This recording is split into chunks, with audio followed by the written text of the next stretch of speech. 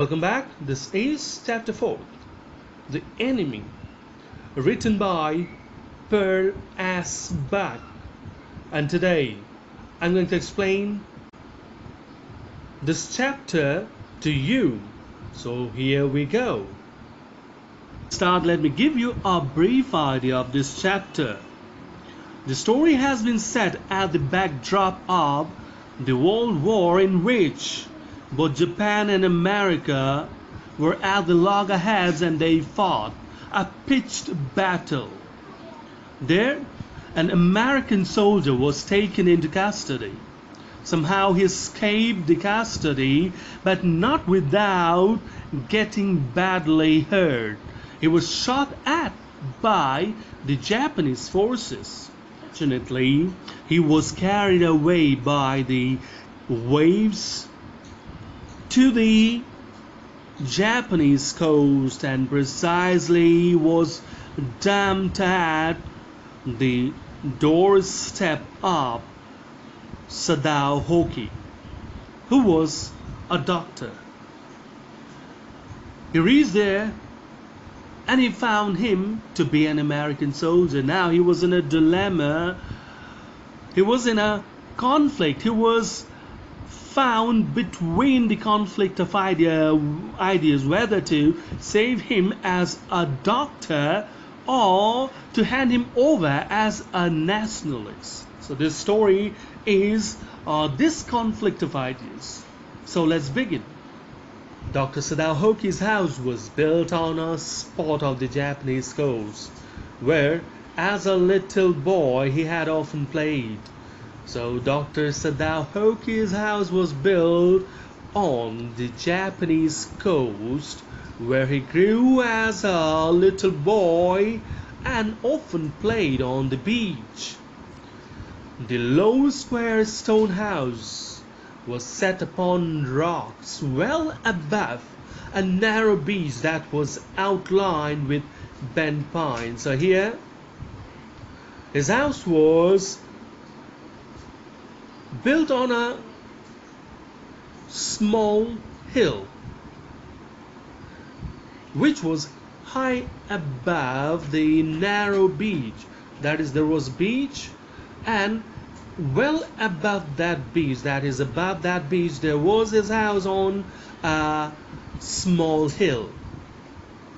This beach was outlined with bent pines, that is, pine trees, bent pine trees bordered this beach, or they outlined this beach, formed the boundary of this beach.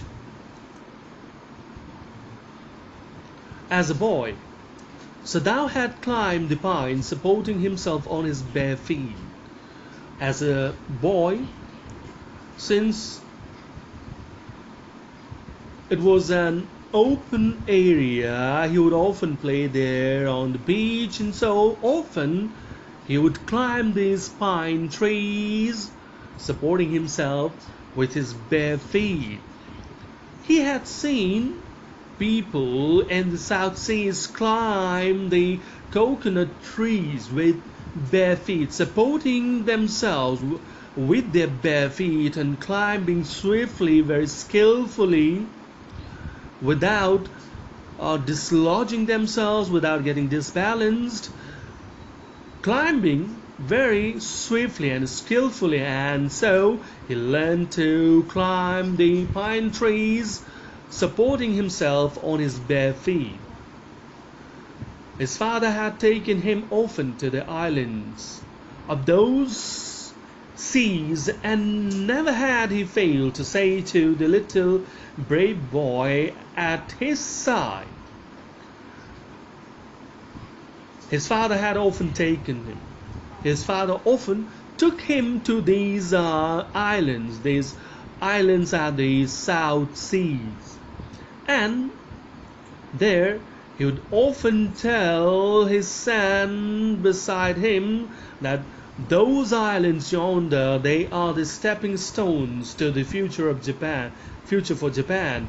And he would never he would never miss this opportunity to tell his son that these islands, you take him to the islands and tell him that these islands are the stepping stones, are the means for the development of Japan. These are going to be the important aspect for the development, for the progress of Japan.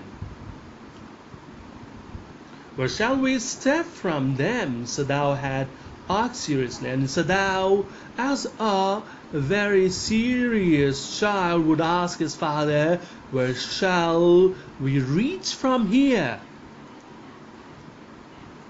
Who knows? His father had answered. Who can limit our future? It depends on what we make it. And his father would say, who knows where shall we reach from here? Who can limit our future? No one can limit our future, and our future is going to be shaped the way we want to shape it. And no one can obstruct it. No one can stop us from progressing. Sadao had taken this into his mind as he did everything his father said, and he had committed these words into his mind very firmly, because he always gave due importance to whatever his father had told him. His father, who never joked or played with him, but who spent infinite pains upon him, who was his only son. His father was a serious kind of person. He would never play with his son. He would never joke with him. He was very serious, and his only concern was his son, his studies. He spent infinite pain upon himself. That is, he took a lot of pain to give a proper upbringing, proper education to him.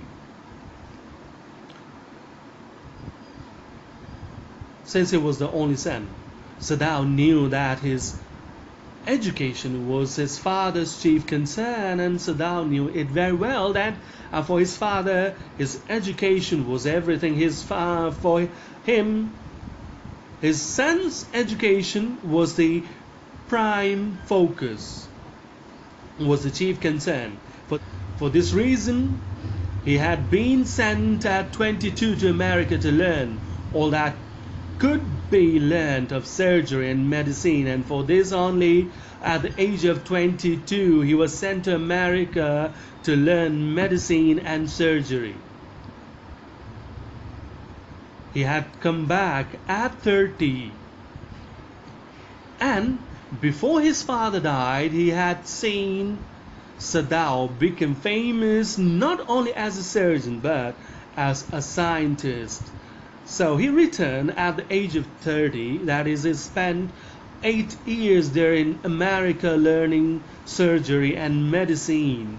And when he returned, he became very famous there as a surgeon, as a scientist. And before his father died, before his father breathed his last, he had already achieved a great height.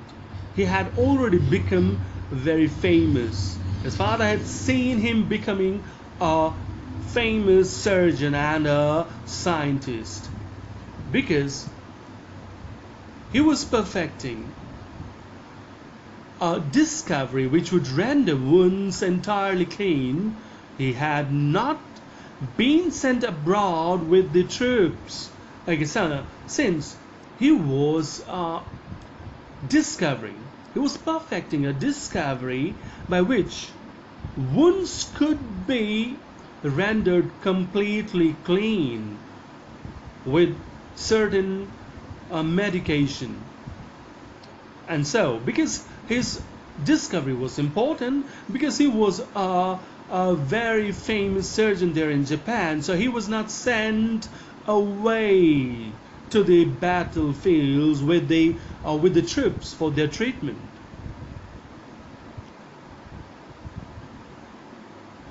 Also, he knew there was some slight danger that the old general might need an operation for a condition for which he was now being treated medically, and for this possibility Sadao was being kept in Japan, and he knew that the old general, who was currently undergoing some medication, might need an emergency operation for the condition that he was suffering from, and for that possibility only he was not sent abroad and he was kept there in Japan only.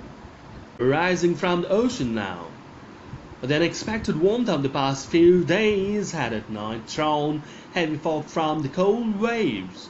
The clouds were approaching from the ocean now. The unexpected, that is, exceptional warmth for the past few days resulted in the drawing of heavy fog from the cold waves by this hot air. So, Sadao watched mist hide outlines of a little island near the shore and then come creeping up the beach below the house, reading around the pines. So what happened next that Sadao had been watching everything. He was just visualizing things, and he found that the mist was approaching, slowly approaching, and the way it the way it covered the outlines of the little island, which was at a little distance from the beach, and how it covered the entire island. Then it approached the beach, it moved slowly towards the beach, and then it reached below the house, reading about the pines, and it encircled the area of the beach. That is, it also covered the area of the beach. He was just visualizing all the things. In a few moments, fog would be wrapped about the house too, and then he just imagined that in a moment, in a few minutes, the fog would also wrap about the house. In a few minutes only, even the house would be blocked from the vision. And then he would go into the room where Hannah, his wife, would be waiting for him with the two children, and then after everything was blocked from the vision, he would go inside the house where Hannah had been waiting, or where Hannah was waiting for him with two of their children. But at this moment the door opened and she looked out, a dark blue woolen harry over her kimono. So at this moment, when the mist was covering the entire island and also the beach, she opened the door, she threw open the door, and she looked out. The appearance of his wife has been described here. She wore a dark blue woolen harry, that is overcoat, over her kimono, that was worn over kimono, a traditional Japanese costume. She came to him affectionately. She then moved towards Sadao very affectionately, very lovingly, and put her arm through his as he stood. He stood there, smiled, and said nothing. That is, he stood there, smiled, and said nothing. In the meantime, she came near Sadao, and affectionately, she came near, lovingly came near, and then put her arms through him. That is, she embraced him. He had met Hannah in America, so he had been previously visualizing the outside view, or the scenario outside, the scene outside, how the mist was approaching. Now he had been dreaming. He now got lost in the dream or in the thought, or say he was recalling now the thoughts when he first met Hannah in America. But he had waited to fall in love with her until he was sure she was Japanese. Okay, so he met her there in America, but was not in a hurry to fall in love with her because he was particular. His father was particular about the bride being a Japanese, pure Japanese in race. That his father would not accept anyone other than a Japanese as a bride. His father would never have received her unless she had been pure in her race. So father was very orthodox and he would not accept anyone other than a Japanese bride. He wondered often whom he would have married if he had not met Hannah. That is, if he had not met Hannah, whom he would have married, who would have been his wife in that case, and that is why his life wouldn't have been the same if he had not met Hannah. And his meeting with Hannah had been very much by chance. That is said here, and by what luck he had found her in the most casual way, by chance literally. His meeting with her was literally a chance. It all happened by chance, by luck, at an American professor's house, and they met there at American professor's house the first time. The professor and his wife had been kind people, anxious to do something for their few foreign students. So they met there at the American professor's house, and both the couple, husband and wife, the American professor and his wife, had been very kind to the foreign students, and they were worried. They were, say, very much concerned about doing something for these foreign students. Though bored had accepted this kindness, though they were bored there, still they accepted their kindness. They had no other option. So thou had often told Hannah how nearly he had not gone to Professor Harley's house that night, and he later often recalled that incident and often said her how he nearly missed that night, how nearly he didn't go there. The rooms so small, the food so bad, the professor's wife so valuable. Okay, so everything about the professor's house was bad. That is, they didn't like, the room was not spacious enough, small room, food wasn't good. Even his wife, professor's wife, was quite valuable, was quite talkative. Still, they had to tolerate, they had to bear all those things. But he had gone, and there he had found Hannah, a new student.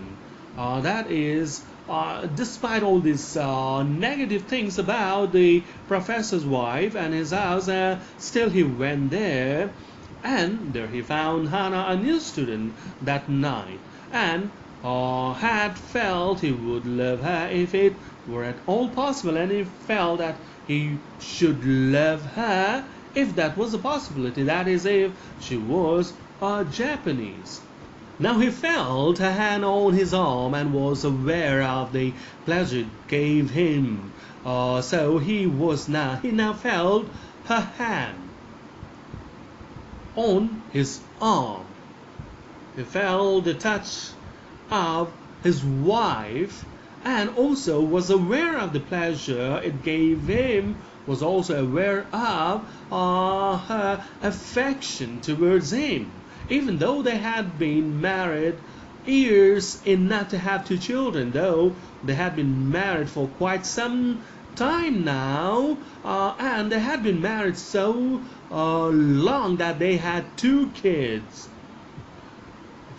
Yet their love, the intensity of their love, the affection for each other had not diminished at all, for they had not married heedlessly in America. And he recalls again, he says that they had not married there heedlessly. not unwisely married there in America, or they had finished their work at school and had come home to Japan, and when his father had seen her, the marriage had been arranged in the old Japanese way. All the Sadao and Hana had talked everything over beforehand, and or they did not marry there unwisely, heedlessly, unthinkably, but they finished their studies there and then returned to Japan, and here he introduced her to his father, and their father accepted her, and the marriage was arranged in traditional Japanese way, though it was an arranged marriage, but before the marriage only they had settled all the issues, they had talked about all the issues beforehand only, before marriage only. They were perfectly happy. She laid her cheek against his arm, and since they had talked about all the issues before marriage only, so their marriage life had been perfectly peaceful and perfectly say pleasurable or happy. Now she laid her cheek against his arm. She placed her cheek on his arm. It was at this moment that both of them saw something black come out of the mist. At this moment only, they found something black come out of the mist, from the fog. It was a man. It was the man. Something black, some black shadow, say, could be seen or appeared before them, and when they looked at the shadow quite closely, they found it was a man. He was flanged up out of the ocean. Flanged, it seemed, to his feet by a breaker. So he was flanged. He was flanged up out of the ocean. He was thrown up out of the ocean. Flanged, it seemed, to his feet. He was thrown onto his feet by a huge wave. He staggered a few steps. He stumbled a few steps. His body outlined against the mist, and here the body was outlined against the mist. That is, the shadow of the body was visible. His face and all was not visible, but just the outline, the shape of the body was visible to them. Now, his arm above his head, then the curled mist hit him again, and then his arms were above his head, his hands were above his head, and then the curled mist, that is, the encircling mist, swirling mist, covered the vision, or covered him, blocked their vision. Was that? Hannah cried. Hannah shouted, was that? She dropped Sadao's arm, and they both leaned over the railing of the veranda. Now she dropped his arm, and both of them leaned over the railing of the veranda. The veranda railing was there, and from there they leaned over, they looked down the railing. Now they saw him again, and again he appeared to their side. The man was on his hands and knees crawling. This time he was on his hands and knees. The way you find the cattle walking or moving, the same way he was now on his hands and feet, crawling, simply crawling now. Then they saw him fall on his face and lie there, and then he fell on his face and lie there. Perhaps, Sadao said, washed from his boat. So Sadao apprehended here that the man must be a fisherman who was washed away, who was swept away from his boat. He ran quickly down the steps. Sadao rushed down, and behind him Hannah came, her white slaves flying, and he was followed from behind by his wife Hannah, and while she was rushing down, her slaves were flying in the air. A mile or two away on either side there were fishing villages, but here was only the bare and lonely coast, dangerous with rocks. So this area where his house was located, the beach in front of his house was bare, was open and lonely without any settlement. That is the area was having no human settlement. But from that point on either side of the beach, a kilometer, not a kilometer, but a mile or two on either side of the beach were the fishing villages. The surf beyond the beach was spiked with rocks, and that area up to the beach where the seawater reached, that area was spiked, was dotted with rocks, was dotted with dangerous rocks.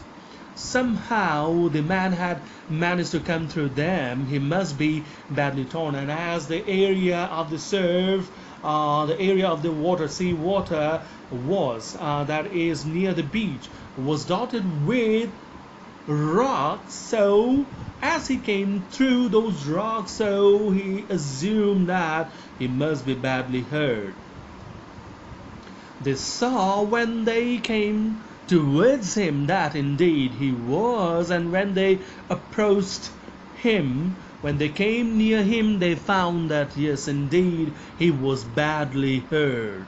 The sand on one side of him had already a stain of red soaking through, and the place where he was lying, one side of the sand over there had got the red stain of blood. "He is wounded," Sadao exclaimed. Sadao shouted that he was wounded. He made haste to the man who lay motionless, his face in the sand. Then he made haste, he rushed towards the man who lay motionless, who was unconscious, and his face was buried in sand.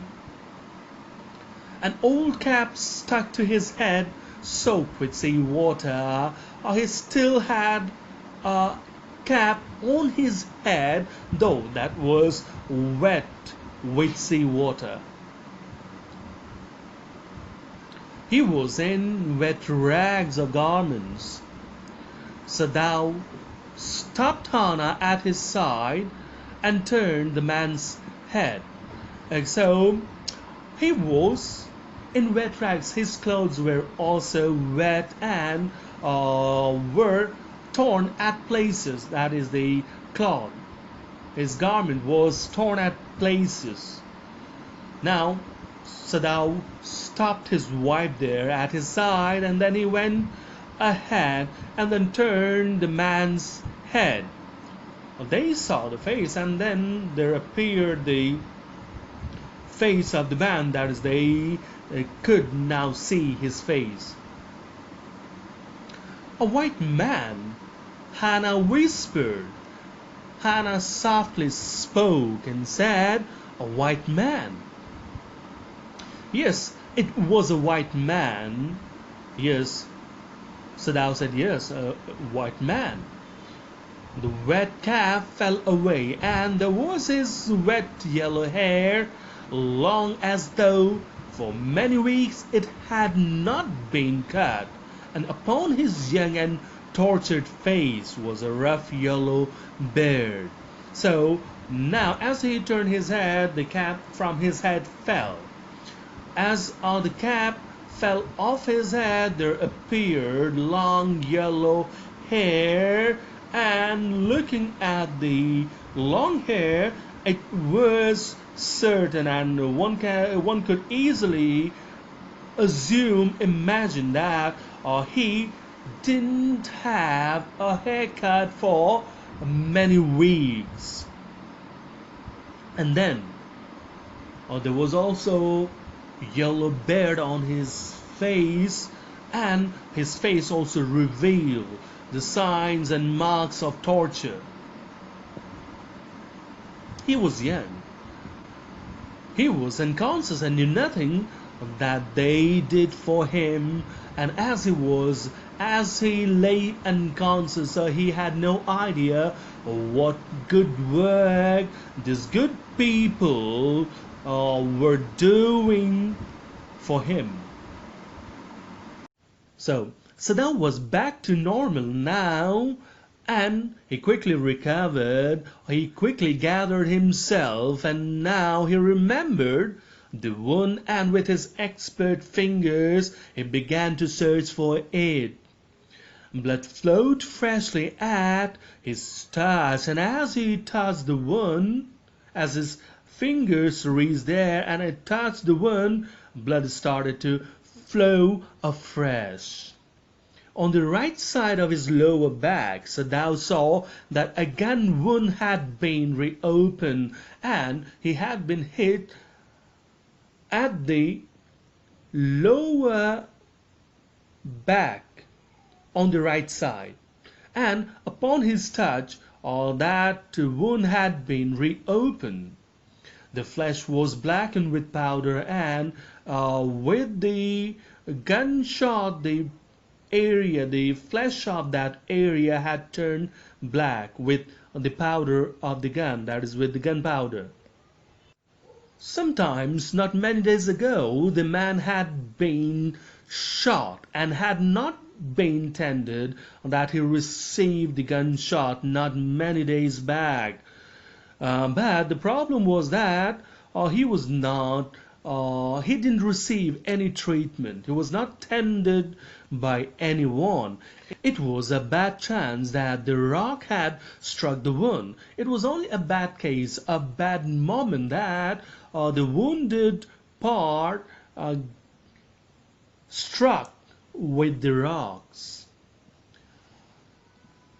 Oh, how he's bleeding, Hannah whispered again in a solemn voice. Hannah whispered again in a soft tone, in a soft voice, how he is bleeding. She felt quite bad about it. The mist screened them now completely, and the mist completely screened them, completely covered them and blocked them from sight. And at this time of the day, no one came by, and no one was there near the beach at that point of time of the day. The fishermen had gone home, and even the chance beachcombers would have considered the day at an end. The fishermen had returned back to their homes, and even the beachcombers, the few beachcombers, those who would come and would comb the beach for any valuable, even they would consider this time as the end of business for them. What shall we do with this man? Sadao muttered, and now Sadao had a question in his mind as what to do with that man. But his trained hands seemed of their own will to be doing what they could to stanch the fearful bleeding. But as he had this question running in his mind, on the other hand, his expert hands were doing its business. His fingers were doing the business. He was doing his normal work as he should have done, and he tried to cover the bleeding portion with something, block that bleeding portion or cover that portion, the wound. He packed the wound with the same moss that strewed the beach. After discovering the wound, Sadao treated it, filled the wound with the sea moss that remained scattered all along the beach. The man moaned with pain in his stupor, but he did not awaken, though the man cried a little in pain in his stupor, in the unconscious state. There was also some expression of pain on his face, yet he did not come out of his stupor. He didn't come out of the unconscious state. The best thing that we could do would be to put him back in the sea, Sadao said, answering himself. Then Sadao spoke to himself. There were questions coming up in his mind, and he answered to himself, saying that the best thing that they could do under that circumstance was to put him back, was to throw him back into the sea. Now that the bleeding was stopped for the moment, he stood up and dusted the sand from his hands. Now, since the bleeding had stopped, there was no flow of blood from the wound, so he stood up at his place, dusted the sand off his hand. Yes, undoubtedly, that would be best, Hannah said steadily, but she continued to stare down at the motionless man. She too agreed upon that point and said that yes, that would be the best thing to do. But at the same time, she could not remove her eyes. She could not take away her eyes from that unconscious man's face. If we sheltered a white man in our house, we should be arrested, and if we turned him over as a prisoner, he would certainly die, Sadao said. Now Sadao remarked further that they could not shelter a white man in their house. If they did so, they would be arrested. They would be taken as that would be taken as a case of treason, and so they would be arrested. And if they handed him over to the police, then in that case he would certainly die. The kindest thing would be to put him back into the sea, Hannah said, but neither of them moved. They were staring with a curious repulsion upon the inert figure. Now Hannah remarked that the kindest thing would be to put him back into the sea, because in either case he would die. If he was turned over to the police, he would again go through tremendous amount of torture and then would die ultimately. And if he was thrown into water, there too there was certain death for him. But at least if he was thrown into the water, he would have a peaceful death. He would not go through torture again. So the kindest thing would be to put him back into the sea. But neither of them moved near the man. There was something upon the inert figure. That is, there was something about that man, that unconscious man was lying there on the beach, that pushed them away from touching him. That is, they were not able to touch him or lift him and throw him into the water. There was something about it. What is he? Hannah whispered. Now Hannah, as they were not able to touch him or throw him into the water, so she asked, what is he? She wanted to know his real identity. There is something about him that looks American, Sadao said. He took up the battered cap. Yes, There, almost gone, was a faint lettering. A sailor, he said, from an American warship. He spelt it out, U.S. Navy. The man was a prisoner of war. Now, he said, there was something about him, certain things.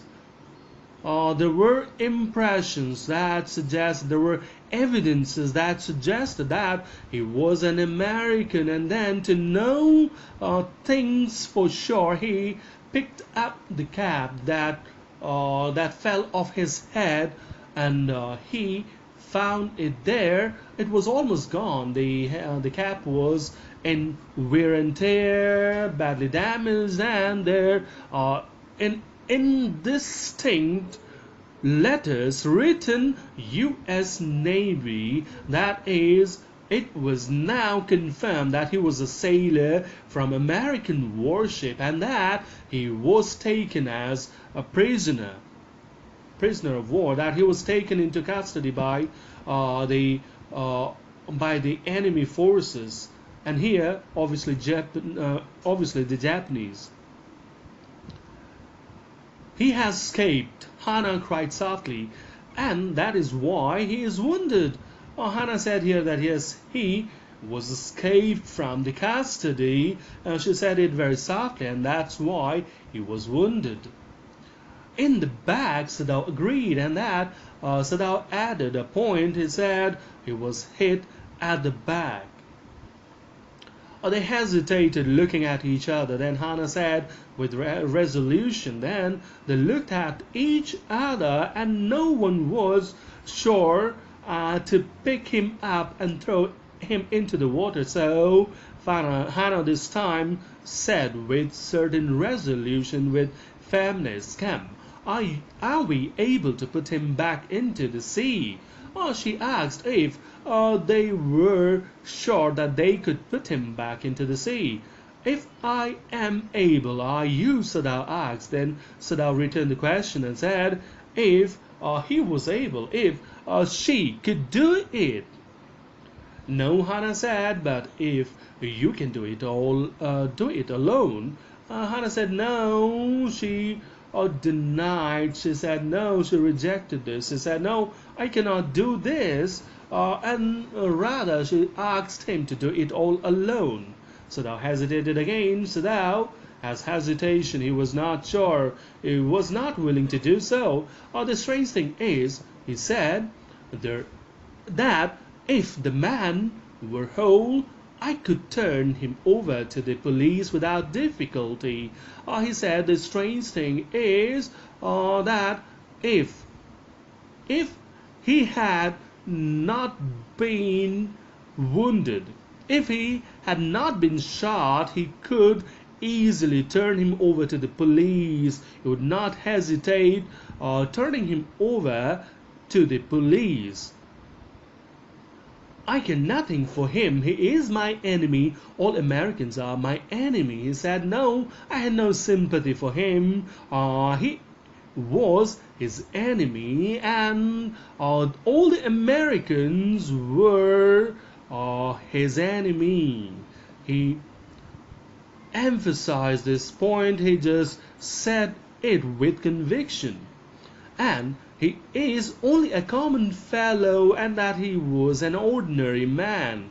You see how foolish his face is, but since he is wounded, he looked very innocent. He looked very simple at face, and he said that, well, the point is, the problem is that he was wounded. "You also cannot throw him back to the sea," Hana said.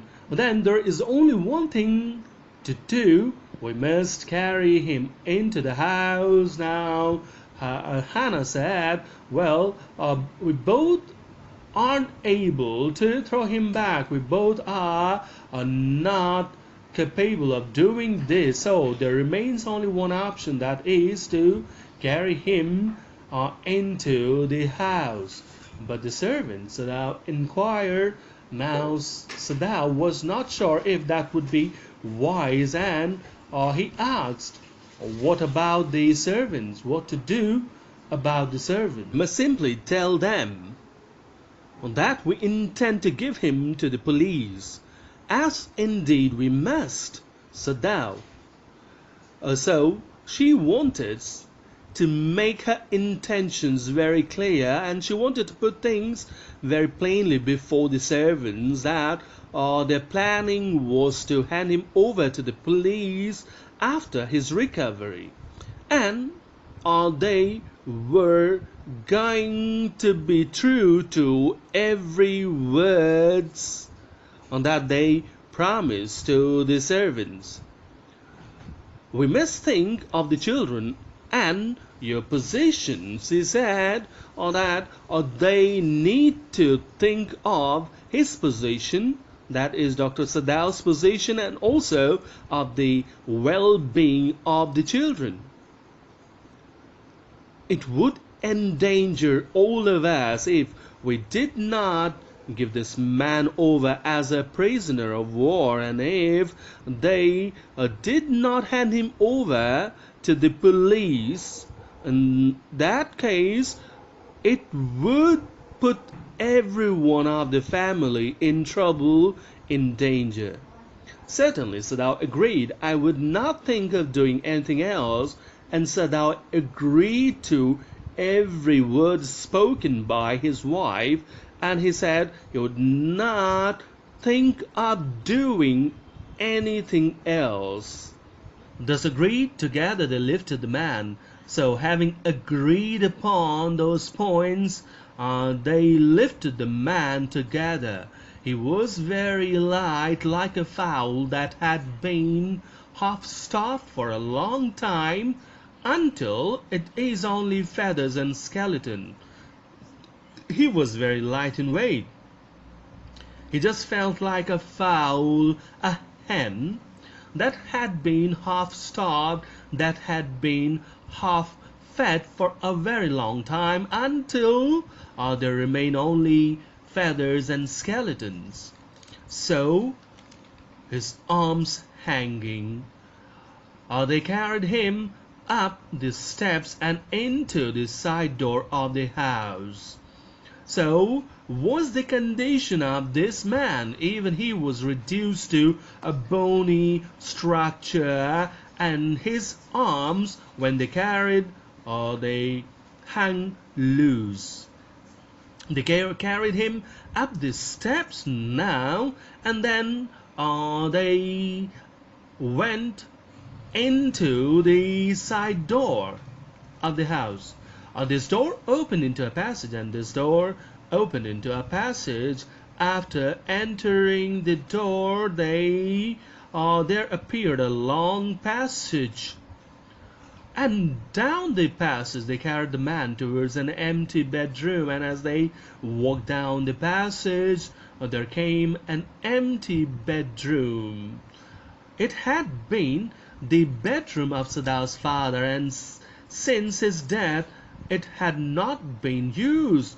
The empty bedroom that they moved in belonged to Sadal's father, and ever since his death had not been used, had not been opened. Say, they led the man on the deeply matted floor. Now here, reaching or moving in this room, they led the man on the floor, of which the matting was quite deep, quite thick. Everything here had been Japanese to please the old man. Every single item in this room was locally manufactured. This was done to please the old man. That is, his father was very particular. He was a nationalist, he was a fundamentalist, he was an orthodox, and did not like any foreign item in his room. Who would never in his own home sit on a chair or sleep in a foreign bed? Who would never ever sit on a chair or sleep in a foreign bed? He was very particular, a true nationalist.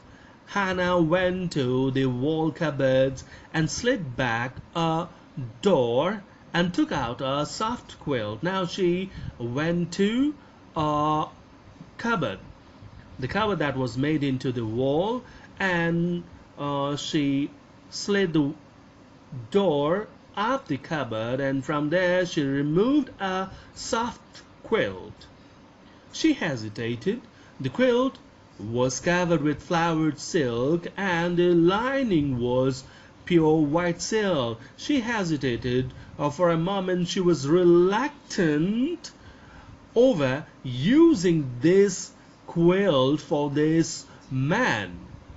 "He is so dirty," she murmured in distress. She was quite in pain over using the quilt for that dirty man. Yes, he had better be washed, Sadao agreed. Sadao said that yes, he needed washing. "If you will fetch hot water, I will wash him." He said, "If you brought me hot water, I could give him, or I would give him a wash." "I cannot bear for you to touch him," she said. "We shall have to tell the servants he is here." "I will tell Yumi now. She can leave the children for a few minutes, and she can wash him." So she said, Hannah proposed that they must tell the servants about his presence, and that she said she could not bear that he touched this man, or that he gave this dirty man a washing. Then she said she would tell Yumi now, and she could leave the children for a while and could give him a wash. Sadao considered a moment. "Let it be so." And Sadao considered for a moment, for a while, and he said, "Okay, fine, let it be so." He agreed. "You tell Yumi, and I will tell the others." He said, "Okay, fine. You go and tell Yumi, and let me inform the other servants." But the utter pallor of the man's unconscious face moved him first to stoop and feel his pulse. Before he stood up, he looked at the man's face. It was completely white, colorless, and so he was forced to first check his pulse. It was faint, but it was there. The pulse was there, though it was faint, though it was low, it was still there. He put his hand against the man's cold breath, and then he just checked. He felt his breath. It was there, it was cold, though. The heart, too, was yet alive, and even the heart was responding. "He will die unless he is operated on," Sadao said, considering. Okay, so here Sadao said that he must be operated. There is only one way to save him. The question is whether he will not die anyway. And then I thought over the question whether he would not die anyway, because even after the treatment he would have to be handed over to the police, and there he would be executed. Hannah cried out in fear, "Don't try to save him. What if he should live?" So Hannah was in fear. She was terrified at the thought of the man living, at the thought of the man, the enemy soldier, saved by the doctor. So she urged him not to try to save him, because if he survived, if he recovered, then in that case there would be a lot of questioning from the police. "What if he should die?" Sadao replied. And then he asked the question, if he died, What then? Because again, in such a case, there would be a lot of complications because the body had to be disposed of. So I stood gazing down on the motionless man. This man must have extraordinary vitality, or he would have been dead by now. But then he was very young, perhaps not yet 25. So Sadao kept on staring down on this motionless man. He kept on looking at this man with fixed eyes. This man must have extraordinary vitality because this man, he just was surprised to see him still alive, because a man with ordinary willpower could not survive for so long. So he came to this conclusion that he must have very strong willpower, very strong stamina, very strong willpower to live further. And that's why he was still alive. And the second point that was positive about him was that he was very young. Going by his appearance, he looked as if he was not yet 25. That is, he was quite young. You mean die from the operation? Hannah asked. Previously, Sadao made this remark, what if he died? And to make it clear further, Hannah asked if he meant dying from operation or dying during operation. Yes, Sadao said, and Sadao positively answered her. Sadao said yes. Hannah considered this doubtfully, and when she did not answer, Sadao turned away. Hannah was dubious. She was skeptical about this remark made by Sadao, because she could not believe that he would not try to save him. And when there came no answer, when she did not answer, Sadao turned away. When there came no answer from Hannah, Sadao turned away.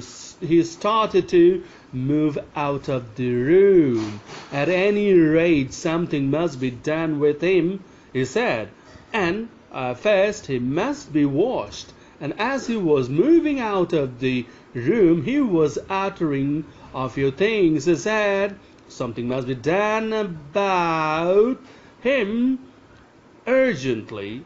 And the very first thing that should be done was that he needed washing. He should be washed.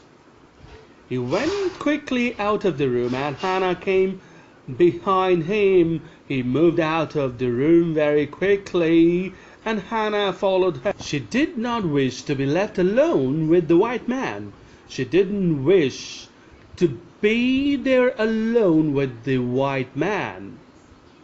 He was the first she had seen since she left America, and that was the first white man that she had seen after leaving America, after she completed her studies and returned to Japan.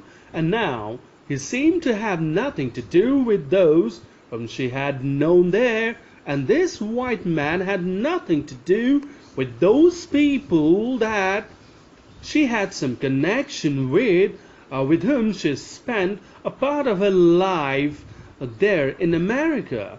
Though he was also American, but he had no connection with those particular people. Here he was her enemy, a menace living or dead. Here this man, this American, was her enemy, a menace, a threat, whether living or dead. She turned to the nursery and called Yumi. Now out of the bedroom, she was now proceeding, going towards nursery, and reaching there, she called out to Yumi. But the children heard her voice, and she had to go in for a moment. And as she gave a call to Yumi, her voice was heard by the children, and she was compelled to go in for a moment to the children and smile at them and play with the baby boy. She had to smile at them. She had to be good to them for a while, and also had to play with the baby boy who was merely 3 months old. Over the baby's soft black hair she motioned with her mouth, and as she held the baby, she motioned her mouth over the baby's black hair and beckoned to her that she was needed and she needed to come with her. "I will put the baby to bed," Yumi replied. "He is ready." Now she said that she would first, she took permission from her to let her first put the baby to bed because he was ready to go to sleep. She went with Yumi into the bedroom next to the nursery and stood with the boy in her arms while Yumi spread the sleeping quills on the floor and led the baby between them. Now both of them went to the bedroom which was next to nursery, and there she stood with the baby in her arms while Yumi spread the quills on the floor and then laid the baby between them, between the quills.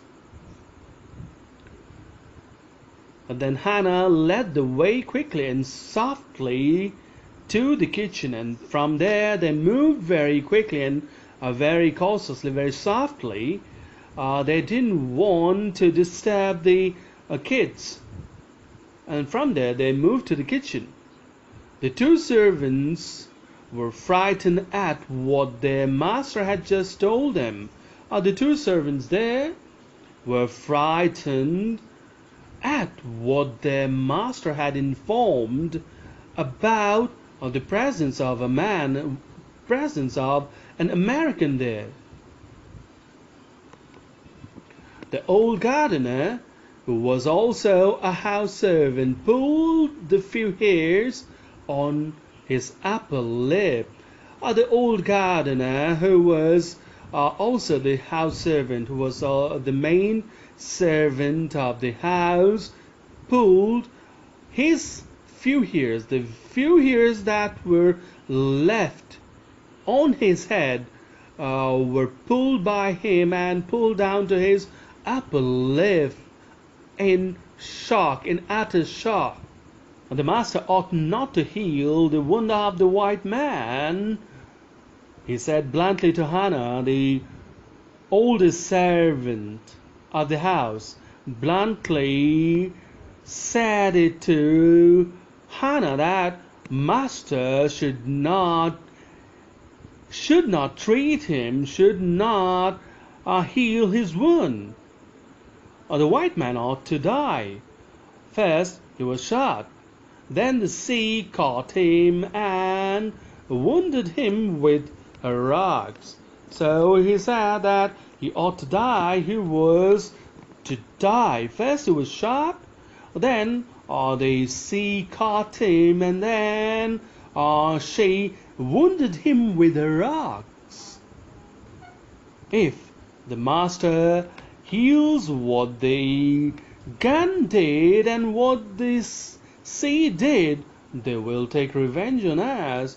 That is, the gun tried to kill him, or even the sea tried to kill him. And if here master tried to give him,